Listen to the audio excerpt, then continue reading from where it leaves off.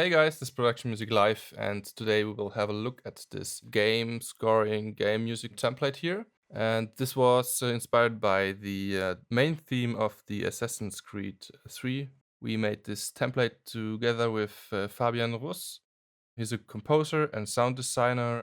He worked with many symphony orchestras and famous classical musicians. So have a look at his webpage. You will find the link below in the description. So I'm going to pick a few interesting techniques and also give you kind of an overview here. This template here is Ableton only with some packs like the orchestra and the brass pack and also the guitar pack here. If you bought Ableton, you will have all these packs available. And then you need also Massive for some plugs, pads, and also the basses here in this section. All right, so let's have a quick look at the intro here. And you can see we have this viola sample here. It is basically just a sample, but it sounds pretty good and has this kind of character you're looking for. So let's listen to it.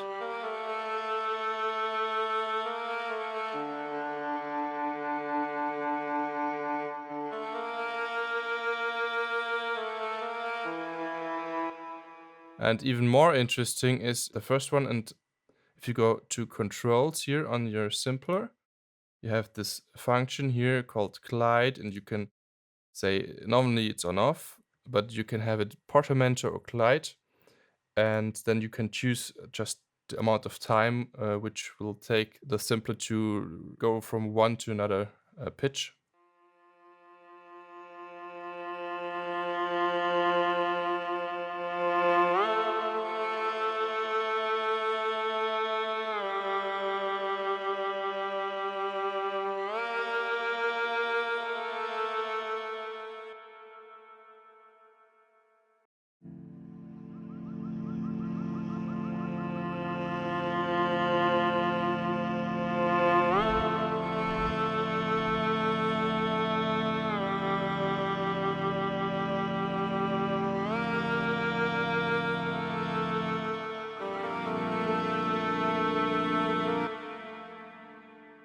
So what else? We have the synth here, just a simple massive patch.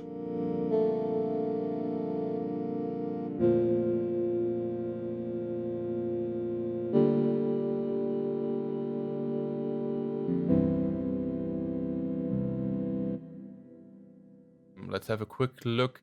The important things here are you have to choose the sine wave triangle wavetable, and you need the stuffed filter, and you need this modulation here. It's routed to the first oscillator and then pitched down by 12 semitones. This is important.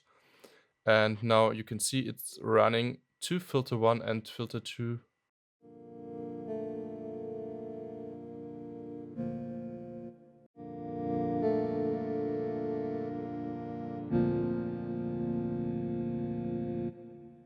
And then a little bit of dimension expander, and of course you're going to voicing, and you have 4 voices, and you're spreading the sound by here activating this pan position and just moving it to the left or to the right.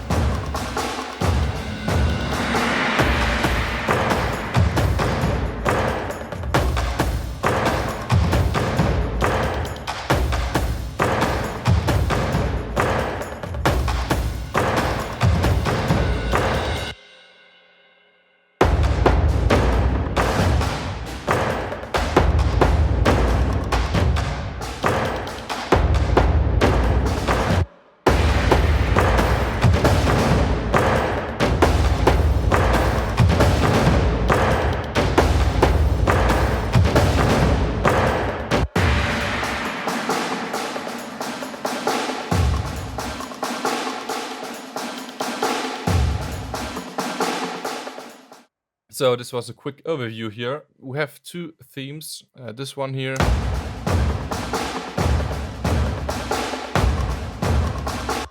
This one here.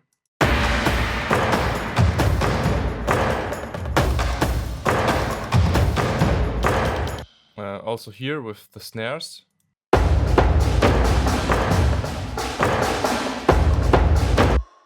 Or here with other percussions.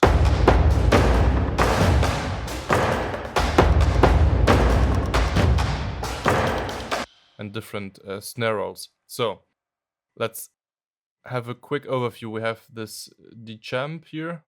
It's just a simple hit on the one. Then you have the main drums here. This is a drum rack and not much applied.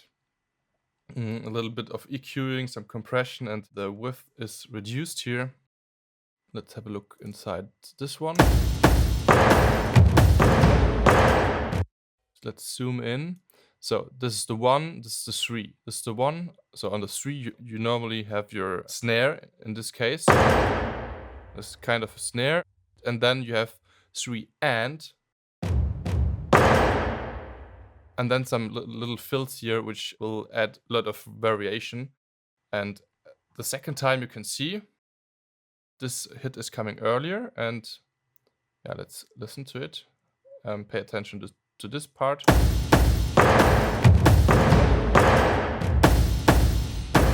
So you have a little variation here, and then it repeats.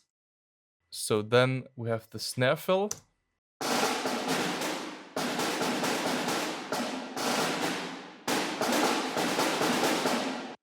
We will talk about a technique which is used here in a minute. So okay, so those are the fills, and then we have the snare rhythm.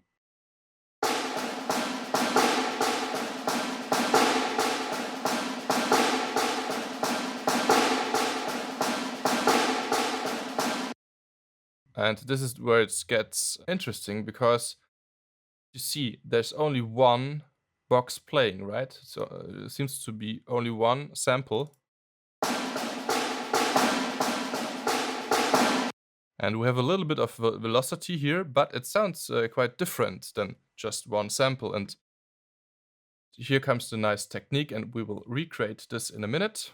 If you have a look, this is the sampler, and if you click here on zone, you have several options how to track and assign different notes to different values, like key values, velocity values, or selection, which can be routed to. You might know that the drum rack has those macros, so I can also map certain parameters here to the macros, but this is not what we're going to do today. We just have a look at the key. So as you can see, there are like 2, 4, 6, 7 different samples loaded in, and they all are assigned to a note like C, then C sharp, D, D sharp, right? And here in D sharp, for example, you have 2, and here you have 2 as well, but on the C you just have 1. Without this little tool here in front of the sampler, it would always sound the same. It would just play the C3.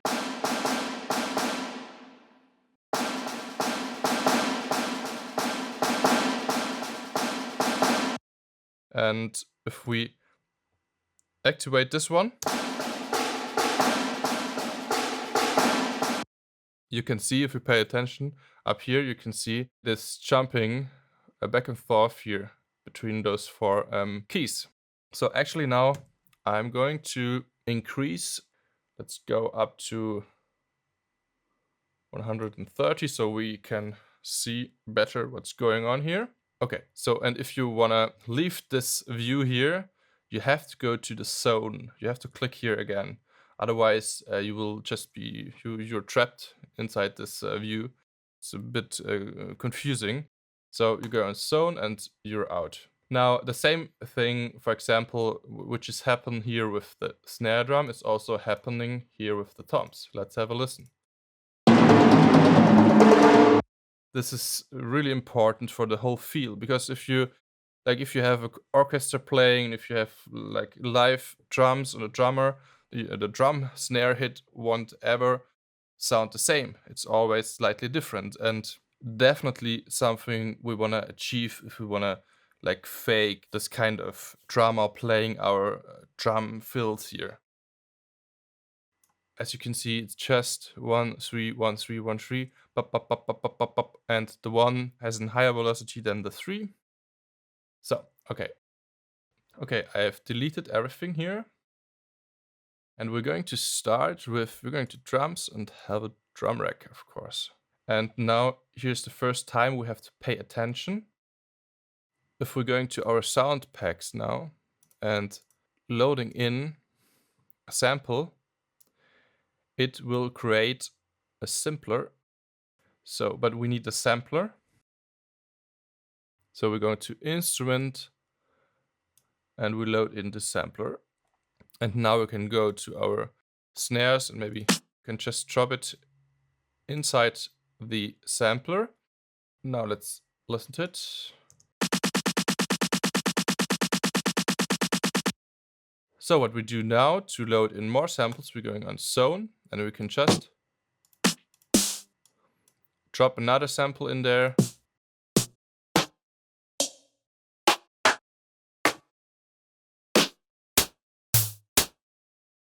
So the next step is we're going to assign those samples to different keys on the keyboard. Okay, so now if we're playing our groove, yeah, we might expected that because, well, we're just playing one key here. So what we hear is just the first sample, right? We're going to MIDI effects, and here we have a lot of nice little tools. For this time, we need the random tool here. Of course, now there are many possibilities what to do with this random tool, but let's keep it simple for this time. Let's have a look at scale. You always just keep it on 1. Then mode. You have to go to the alternative mode. Now you have choices, and if you have loaded in like 3 samples, or better, if you like assigned 3 different keys to different samples, you're going to have 3. If you assigned, for example, 9, you will have to take 9. So let's listen again. It's still just playing 1 sample, right? Okay, if you increase the change button, for example, to 33%, in 1 or 3 times, in average, it will just play another sample than the first one.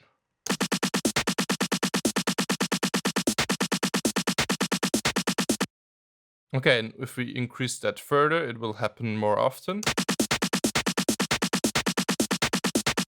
And if we're going to 100%, it will just loop and play one after another and then start over again.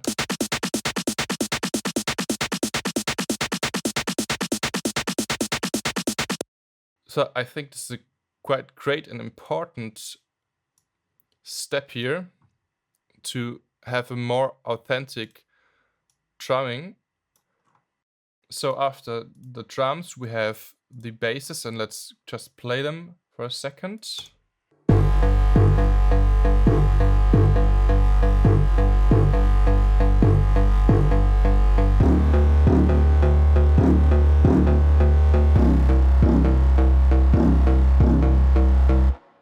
So we have this 808 kind of massive preset here, which is a kick and a bass at the same time, because it's also playing the different pitches. So this is always nice to have, accompanied by this double bass staccato.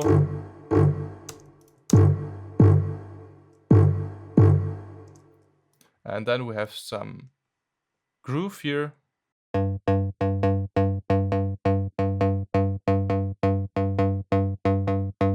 Then we have this top player here, which is really on the sides and really nasty and distorted.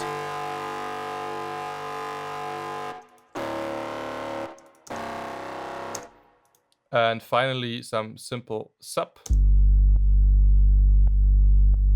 It's clicking a bit because of the attack here of the sidechain is too short. It's better now. And on the group we have some compression here. Okay, then we have the orchestra section.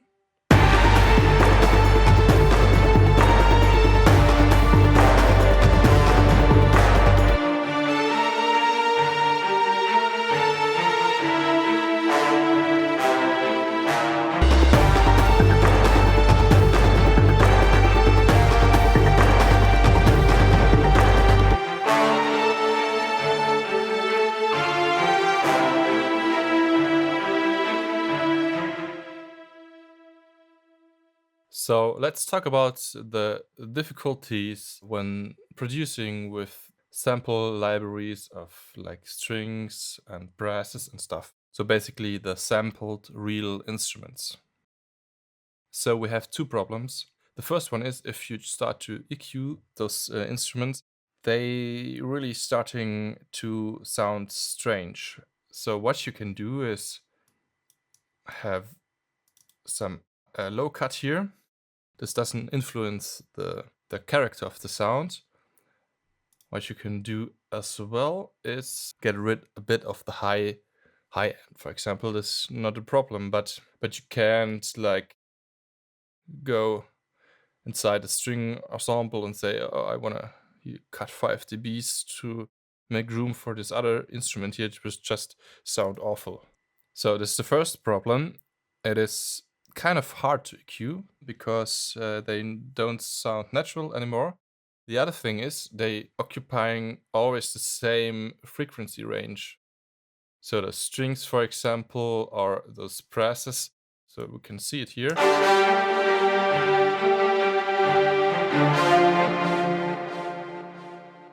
And this one here.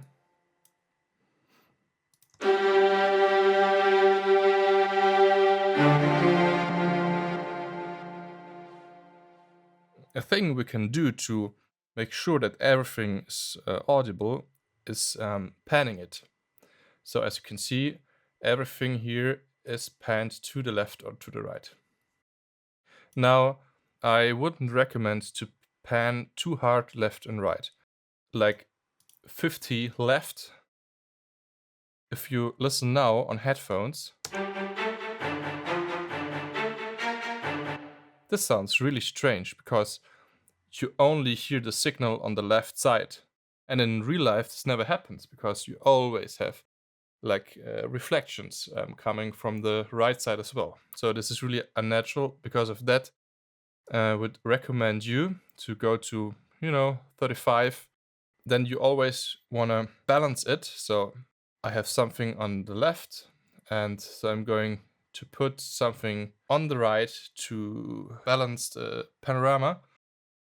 You need also something in the center, and I think it is most of the time it's better to have the sustained elements and instruments in the center and the rather like staccato kind of elements to the sides. And then we have another option, this little Haas effect trick, but let's turn it off and have a listen.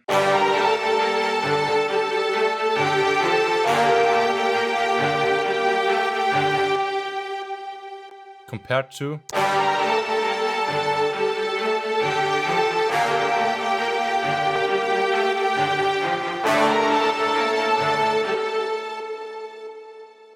panning is just increasing the volume of one side and decreasing the volume of the other side. The second possibility we have to achieve even a wider sound, we can make use of the Haas effect. And basically what you need is a simple delay. The first thing you're going to do is you make sure that you have 100% wet. Otherwise you will get some phase issues. So this means all the signal here is going through the simpler. If I'm going to 50%, only 50% will go through the simple delay. 100%, then you go on time mode, and Now everything is going into the simple delay, then gets split into left and right. It's a stereo track anyway. And now the left side gets delayed by 1 millisecond and the right side. That means nothing changes. They're just 1 millisecond delayed, but they do not sound different. So let's listen.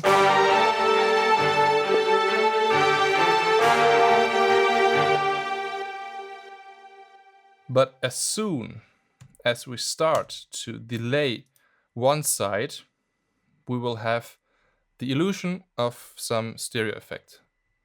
And this is called the Haas effect. So if we listen now to it, it sounds like the signal is coming from the left side, and the left side would be kind of louder. But this is an illusion because it doesn't change any volume level. It's just delaying one side. So it's not the panorama is changing the volume level from left to right, right to left. But this is just delaying one time. And our brain says, okay, this is coming earlier, so this has to be from the left side, and because of that, it has to be louder on the left side. So we think it's louder.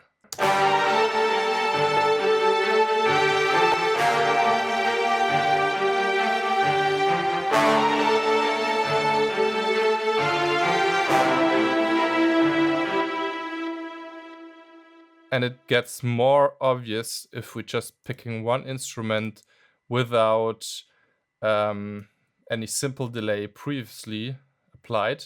For example, I can just deactivate this one. Okay, we're going to solo the strings and listen again.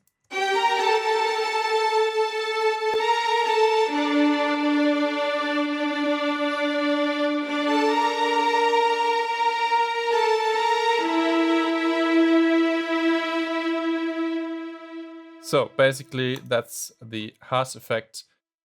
So the only downside of this effect is if everything gets converted to mono, we will lose volume. But we don't have to worry about this too much because you listen to this kind of music on your stereo speakers, not mono systems. Okay, so pan to the left and to the right. Not too hard left-right because it sounds unnatural if you listen to it on headphones. And then try to apply this Haas effect here. Just a simple delay works with any delay who has the possibility to time delay the left and right by milliseconds. And I think almost any delay has the possibility to do this. And well, yeah. Okay, so then we have a guitar here. Let's have a listen to it.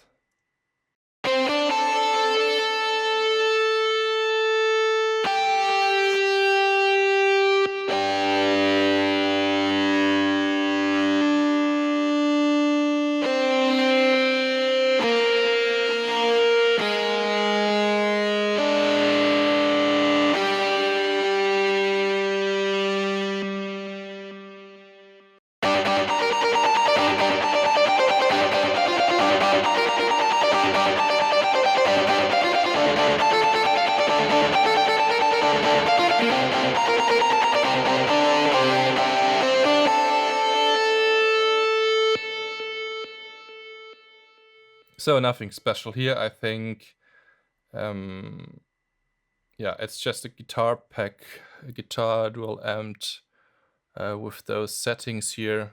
So sounds quite nice. And then we have the plug section here. Let's quickly listen to them. And they always just playing simple power chords and 16th note, I guess. We have like 3 of them playing basically the same.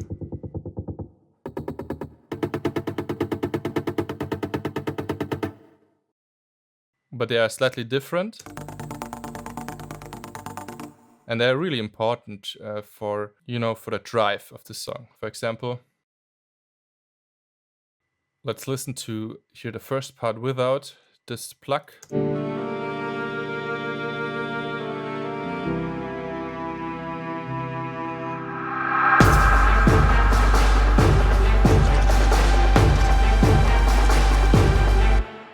Something missing.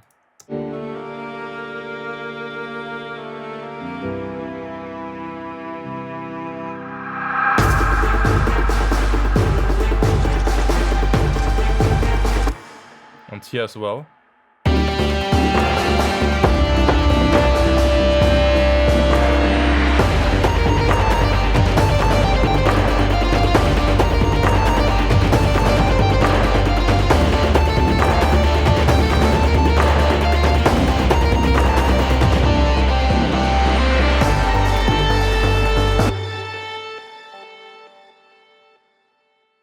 Here we have just a simple pad, nothing special. We have a little bit of mid-side EQing here on the group. By the way, all those presets are part of the Boiler Production preset pack, just a bit modified here. Yeah, so this is the synth group here, and here on the FX group we have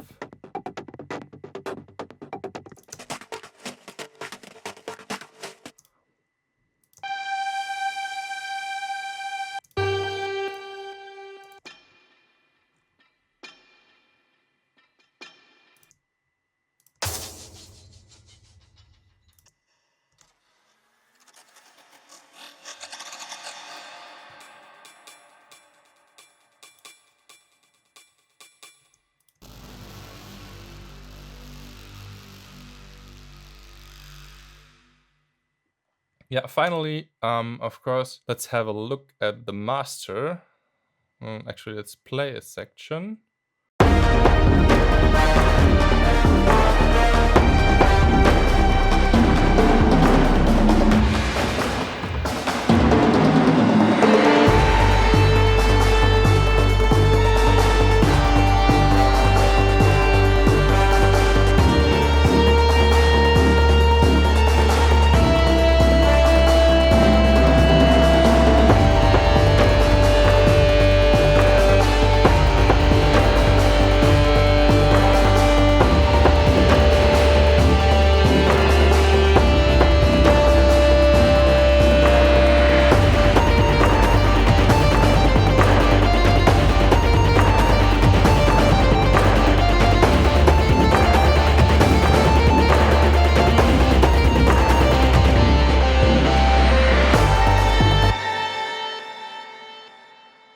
Okay, so if you have a clean mix, you do not need too much on your master.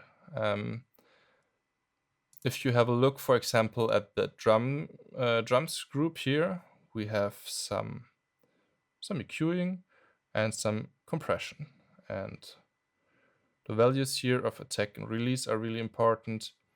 Then on the bass, we have a bit compression here, we have some compression. So we also compress maybe some of those groups here as well, as you can see. So now everything is already quite nice balanced. So what we do is first we take a compressor with a quite high attack time. You could go also to 30, depends. And yeah, a bit shorter release time, and yeah, just a few dBs, not too much.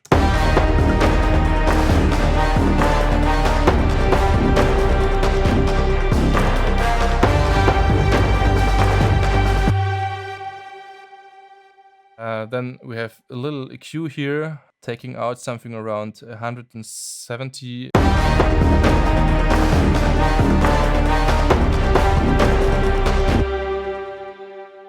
And we adding around 1 dB here. Then I had the issue that some of the high frequencies, because of the longer attack time here, a lot of the high frequencies are getting through those compressors here uncompressed, because they are, they have quite short waves and quite short. For this purpose, I added this multiband dynamics.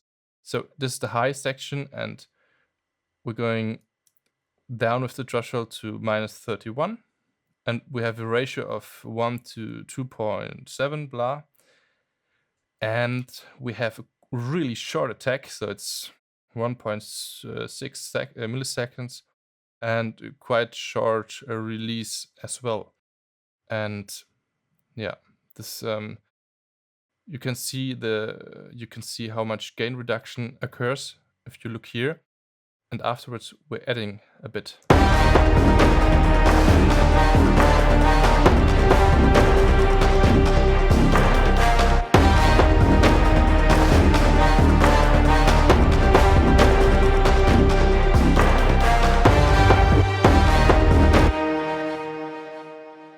And we did something as well here on the bass, but just a tad low ratio and,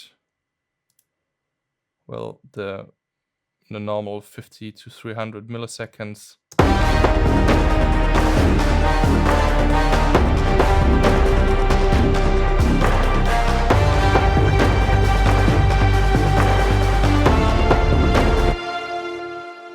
And of course we're losing volume here, and yeah, maybe you want to add it back. No big changes here. And at the end we have a compressor here again, this time with a really short attack. You can see here we're just going down with the threshold by 1.2 dBs.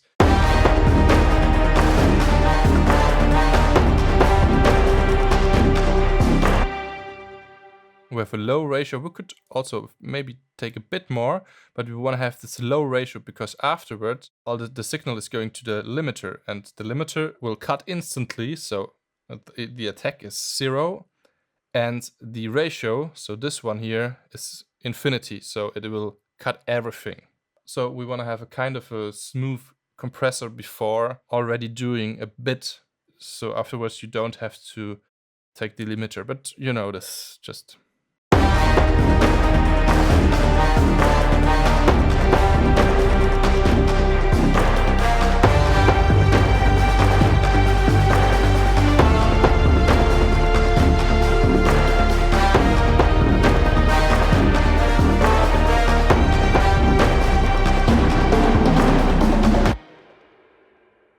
There's also a second template, which is also inspired by the Assassin's Creed. I will make a tutorial about the composition. Okay, thank you for watching. Please like and subscribe. Visit us on productionmusiclive.com, and I hope to see you next time.